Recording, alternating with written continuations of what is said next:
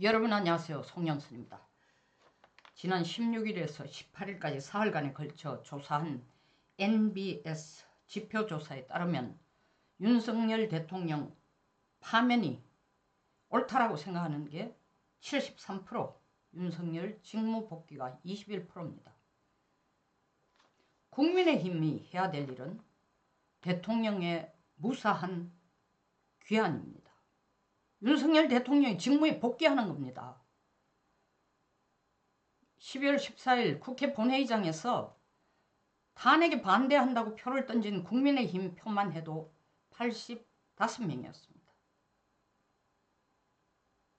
재적의원 300명에 대해서 28%입니다.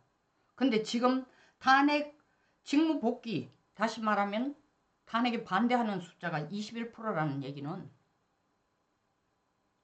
여당 의원들이 자기들이 투표 던진 지역에 있어조차도 대통령이 탄핵을 당해서는 안 되고 직무에 복귀해야 된다는 것도 제대로 설득하고 있지 못하고 있다는 확실한 증거입니다. 표만 던지면 자기 일이, 당론이 그러니까 탄핵 반대 표만 던지면 자기 일이 끝났다고 생각하는 겁니다. 28%의 탄핵 반대표를 던져놔놓고도 지금 21%만 탄핵 반대표가 나온다는 건 지금 국민의힘이 무엇을 하고 있는지 여실하게 보여줍니다. 조기 대선이 있으면 이재명이 대통령이 될 가능성 37%인데 윤석열 대통령 파면이 73%예요. 민주당의 지지율이, 민주당에 대한 지지도가 47%인데 윤석열 대통령 파면이 73%입니다.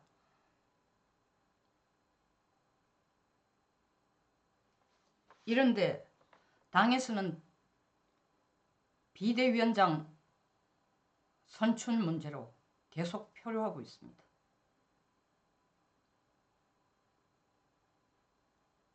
목소리를 더 높이는 건 도리어 소수의 탄핵 찬성한 의원들이 언론에 나가고 의총에서 떠들고 목소리를 냅니다. 구태여 개개인을 언급하고 싶지 않지만 그러나 정확한 사실을 위해서 김상욱 의원 여러분 다 기억하시죠? 초선입니다. 탄핵 투표하기 전에 국회 본청 앞에 서서 1인 시위를 했습니다. 민주당도 아니면서. 비대위원장 선출에 대해서도 한마디 했습니다. 국민의힘의 비대위원장은 윤 대통령이 잘못했다는 입장을 정확히 밝힐 수 있는 사람이 비대위원장이 되어야 된다. 아니,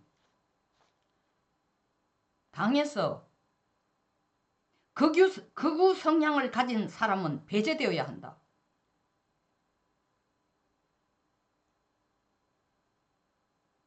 대통령과 가깝거나 성향이 비슷하거나 그동안 대통령의 이런 독단적인 행위를 통해서 이익을 얻어봤던 사람들은 배제되어야 한다. 그들이야말로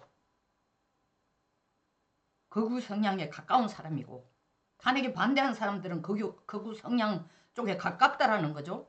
사람 배제되어야 한다. 저는 이 말을 듣고 헛웃음이 나왔어요. 왜 헛웃음이 나왔냐? 국힘에 극우 성향이 있어요? 국힘에 극우 성향이 있다면은 지금 탄핵 반대가 28%였는데 탄핵을 지지한다. 다시 말하면 윤 대통령이 파면돼야 된다는 게 73% 나오고 윤 대통령이 직무에 복귀해야 된다는 게 21%로 자기들이 투표한 것보다도 7%나 내려가도록 상황을 그냥 떠내려가게 놔둘까요? 극우 성향 없어요. 극우 성향은 한동훈이 한 얘기죠. 한동훈 친한이니까 이런 말을 그대로 생각 없이 코테이션 하는지 몰라도 극우 성향 없어요. 국민의힘이 정말 극우 성향을 가진, 민주당이 진짜로 극자의 생각을 확실하게 가지고 당성을 강하게 가진 것처럼 국민의힘에도 극우 성향을 가진 세력이 확실하다면 이렇게 표류 안 하죠.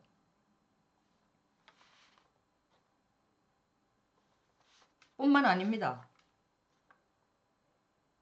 권성동 원내대표가 하도 비대위원장에 대해서 질의멸렬 의결들이 다 4분 오열되니까 초선은 초선 그룹대로, 재선은 재선 그룹대로, 뭐 재선을 중진이라고 보더라고요. 그리고 3선 이상 3선 이상대로 모여서 얘기를 하면 의견을 나누어 봐라 하니까 초선에서 나온 얘기가 비대위원장하고 그리고 권성동 원내대표는 투톱 체제로 가야 된다. 일도 너무 많고 분산시켜야 된다. 뭐 나름 일리가 있을지 모르겠습니다.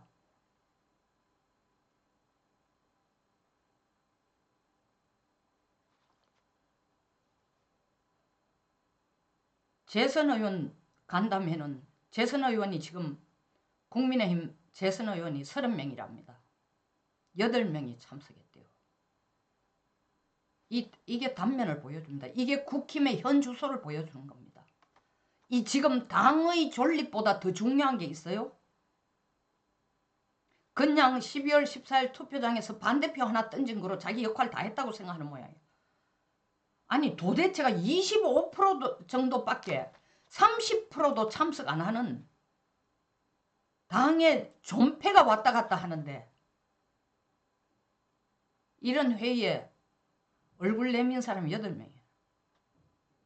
그럼 민주당이 가만히 앉아서 배 두드리고 앉아있어도 이길 수밖에 없는 거야.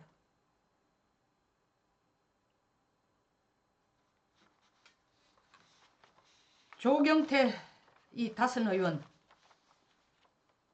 김상욱 초선 얘기했으니까 다선 얘기를 안 할 수도 없네요. 조경태 제가 국회에 있을 때에 아주 나름 친하고 가까이 지낸 사람입니다. 굉장히 소신이 있다고 저는 믿어왔던 사람입니다. 이 사람은 민주당 출신이에요. 민주당에서 3선을 하다가 부산 지역이 국회의원인데 우리 당으로 왔습니다. 부산에서 더 이상 민주당에 희망이 없다고 생각하는 우리 당에 와서 럭키하게 줄곧 3선을 하고 있습니다. 이분이 요번에 유명해진 건 탄핵총을 찬성한 것도 있지만 의총장에서 윤 대통령을 윤석열 씨라고 불러서 의총을 뒤집어 놨습니다. 이분이 KBS 라디오에 출연해서 하는 얘기가 탄핵에 반대했던 사람이 비대위원장이 될 경우 계엄 옹호당 이미지를 벗어날 수 있을까?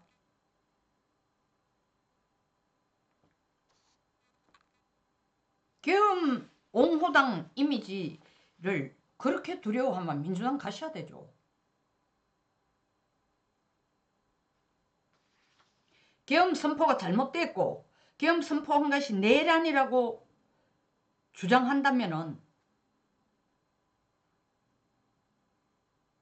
당신 다음 선거에 유리하고 이재명으로부터 계급장이라도 받을 수 있을 것 같아요. 그리고 세상이 바뀌었어. 다음 선거에 나설 때에 탄핵에 앞장선 의원이라고 표를 더 받을 수 있다는 걸 장담할 수 있을까요? 비대위원장에 대해서 KBS 라디오에 나와서 이렇게 얘기합니다. 대통령을 제명시키는 대통령과 분리작업을 할 수 있는 인물이 비대위원장이 되어야 된다. 대통령을 제명시키는 사람이 비대위원장이 되어야 되고 대통령을 제명시키는 사람이 국힘이라면은 국힘 의원이라면은 대통령을 제명시키기 위해서 대통령의 직무정지를 위해서 발버둥을 치고 있는 민주당으로 가셔야죠. 지금 민주당에 가 있는 한 의원 몇 년 전에 대구의 도태우 후보 나 그리고 지금 민주당에 가서 호효식하고 이재명의 최측근으로 있는 의원 그 당시 우리 당으로 와서 자기 연고도 별로 없던 자기 살던 지역이 대구도 아닌데 대구에 출마하겠다는 뜻을 가진 지 세 사람이 우리 당으로 와서 세 사람이 같이 대구에서 출판 기념회를 했습니다. 대구 시민들에게 호소를 했습니다. 마이크도 제일 오래 잡고 대구를 위해 충성하겠다고. 그러더니 총선 때 이재명 쪽으로 가서 공천받고 지금 이재명의 최측근으로 살고 있어요. 호의호식을 누리고 있습니다. 조경태 의원 보셨잖아요. 그렇게 하면 됩니다. 대통령을 제명시키라고 하면서 국민의힘에 남아있는 거는 말이 안 되는 얘기죠. 국민의힘은 지금 목표가 뚜렷해야 됩니다. 민주당의 억압에 눌려서 여론들이 막무가내식으로 여론들이 소용돌이 치니까 겁을 먹고 말 한마디도 못하면서 계엄은 잘못됐다. 아니 대통령이 12월 12일 날 4차 대국민 담화에서 발표한 내용이 뭡니까? 불가피한 국민의 안정을 위해서, 국가의 안전을 위해서, 국정을 마비시키지 않기 위해서, 국회가 제대로 돌아가도록 하기 위해서 불가피한 대통령의 고도의 정치 행위로 선택한 것이었다고 얘기했습니다. 근데 이게 내란이라고 떠드는 민주당에 동조를 해서 대통령을 탄핵시키자? 그럼 국민의힘에 남아있으면 안 돼요. 여러분들이 한동훈을 쫓아낸 이유가 뭡니까? 대통령이 내란죄를 범했다. 대통령은 탄핵시켜야 된다. 라고 말을 했기 때문에 한동훈을 쫓아냈잖아요. 그러면 한동훈을 쫓아내면 한동훈과 생각이 다른 사람, 다시 말하면 윤 대통령을 무사기한시킬 수 있는 사람을 비대위원장을 뽑는 게 논리적으로 맞는 얘기 아니에요? 한동훈 왜 쫓아냈어요 그러면? 말이 안 되는 얘기잖아요. 당신네들이 선거에 필요할 때는 한동훈을 잘 이용해먹고 이제 한동훈이 대통령 쫓아내자. 대통령 제명시키자. 물론 그건 통과가 안 됐습니다만은 내란죄를 범한 게 틀림없다. 자신이 고백한 거나 다름없다. 아니 12월 12일 대통령이 대국민 담화문을 발표하자마자 바로 와가지고 내란죄인 것을 자백한 것이다. 이렇게 나오니까 한동훈 너 틀렸어. 너 나가. 내보냈습니다. 그럼 내보내는 논리대로 하면 지금 국민의힘은 뭘 해야 되는 거예요? 윤 대통령을 무사귀환시켜야 되는 것이 일관성 있는 태도예요.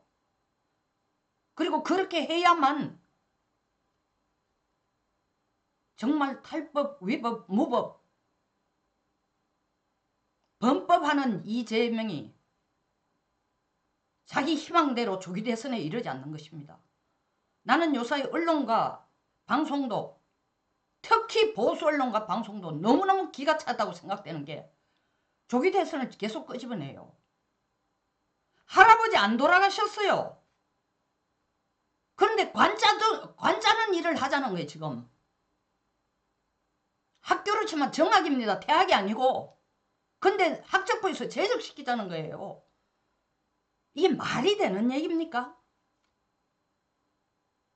민주당이 할아버지 돌아가시지도 않는데 집에 안에 제일 큰 어른이 돌아가시지도 않는데 관짜자는데 그건 잘못됐습니다. 엄연하게 살아계시고 지금 몸이 조금 불편해서 전에처럼 활발하게 활동을 못하실 뿐입니다. 관짜는 건 이 다 돌아가신 후에 결정해도 되는 겁니다라고 나서서 국민의힘이 언론에도 항변하고 저 추운 광화문에서 매일 나와서 울부짖는 국민들에게 보수 국민들에게 힘도 되어주고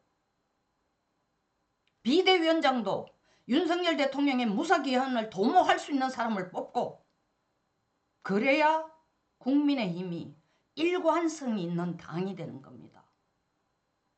여러분들이 오합지졸이라는 소리를 왜 듣겠습니까? 4분 5열이라는 소리를 왜 듣겠습니까? 정체성이 없어요. 민주당 보고 좀 배우세요. 우리가 선거할 때 민주당 욕 많이 했습니다. 윤리도 없고 도덕도 없고 맞습니다. 그러나 그들은 당성 철저합니다. 추악한 방법으로지만 그들 나름의 정체성을 일관성 있게 지키고 있어요. 우리는 정체성이 없어 지금. 누구를 구하기 위해 누구와 함께 협조해가기 위해서 누구와 함께 나라의 살림살이를 도모하기 위해서 이 당이 존재하는지를 알 수가 없다니까요.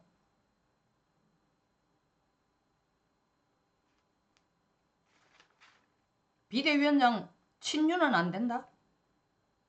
그럼 비윤이면 무조건 됩니까?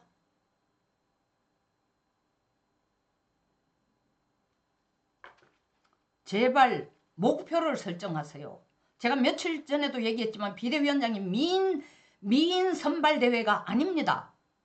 괜찮아 보이니까 아니에요. 비대위원장이 해야 될 일이 지금 첩첩산중입니다. 대통령을 무사 귀환시키는 것뿐만 아니라 대통령이 탄핵 기각이 되면 기각이 된 대로 민심이 조용하겠습니까? 그 민심 수습 일까지 어마어마한 파고가 남아 있습니다. 그걸 비대위원장이 다 감당해내야 되는 겁니다. 대통령을 무사 귀환시키는 것도 해야 되고 무사 귀환되고 난 뒤에 그 뒤처리도 비대위원장 주관으로 가야 되는 겁니다. 그리고 만에 하나 조기 대선이 있을 때 거기에 대한 대응까지도 비대위원장이 끌어가야 됩니다.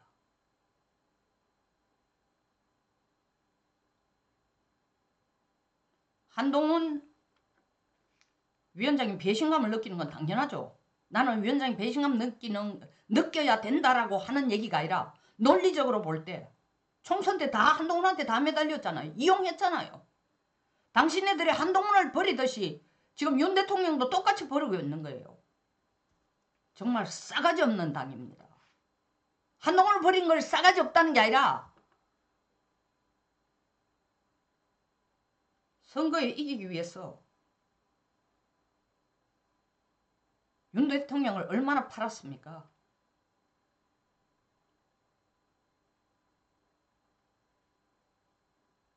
대통령이 계엄 선포 발표한 데 대해서 이러한 불가피하게 이렇게 하지 않으면은 민주당이 국정을 마비시키고 국회를 마비시키고 나라 살림살이 예산을 다 깎고 도저히 법이라는 법은 국민의힘이 내는 법은 하나도 통과 안 내고 민주당이 내는 발의하는 법만 통과시키니 살림은 도저히 살아갈 수 없고 나라를 통치할 수도 없고 국민을 안전하게 지킬 수도 없다. 계엄 선포는 대통령이 가진 비상대권 중에 하나입니다. 선전포고령, 계엄 선포령, 비상계엄, 비상재정명령, 군 통수권. 이건 사법부가 법으로 판단할 문제가 아니라는 거죠. 그럼에도 불구하고 우리 당에 있는 국민의힘 국회의원 몇 명은 나라를 위하는 것처럼 애국애족하는 것처럼 뭐 처음 빠짓다니까 정신이 하나도 없겠죠. 너무 황홀해가지고 자기 소신껏 하겠대요. 소신. 대통령이